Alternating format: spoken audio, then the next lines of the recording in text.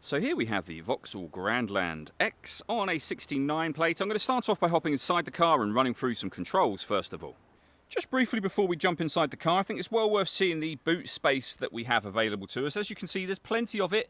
You can increase it further if you wish to by folding down the 60/40 split folding rear seats as well. Okay, now that we're inside the car, we're going to start with the dials. On the left-hand side, we have the rev counter. We have the speedometer on the right-hand side. In the centre at the top, we've got the fuel gauge and coolant temperature gauges. And beneath that, the main trip computer, which includes the total miles of this car. They are 16,995. It'll also show you what gear this car is in there. It's an automatic, so we, of course, are in park at the moment. You can change information displayed up there using controls on the indicator stalk for various bits of trip computer, fuel economy information, the digital readout for the speedometer that you see just there, and then back around to the beginning again. If we back out to the steering wheel, on the right hand side we have stereo and phone controls, and on the left hand side cruise control, speed limiter, and our heated steering wheel control just there as well. In the centre you'll find the main touchscreen for the car, and as you can see we have satellite navigation available to us up there. We've got Apple Carplay and Android Auto. In terms of other ways of listening to music, there's plenty of them. Up in the right-hand corner, you'll be able to see we've got DAB radio, FM radio, USB input, iPod input, and Bluetooth audio as well. Working our way down from that, we have dual zone climate control. So you can adjust the passenger and driver temperature.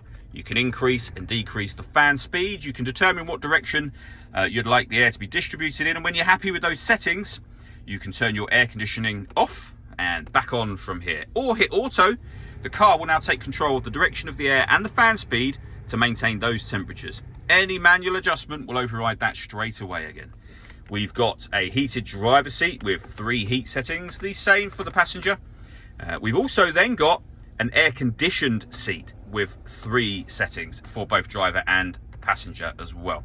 We've got a heated rear screen and a proper heated front screen as well.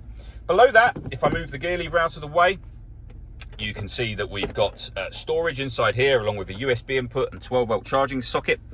We can turn our child locks on and off, parking sensors on and off, the stop and start technology on and off, our lane departure warning system on and off.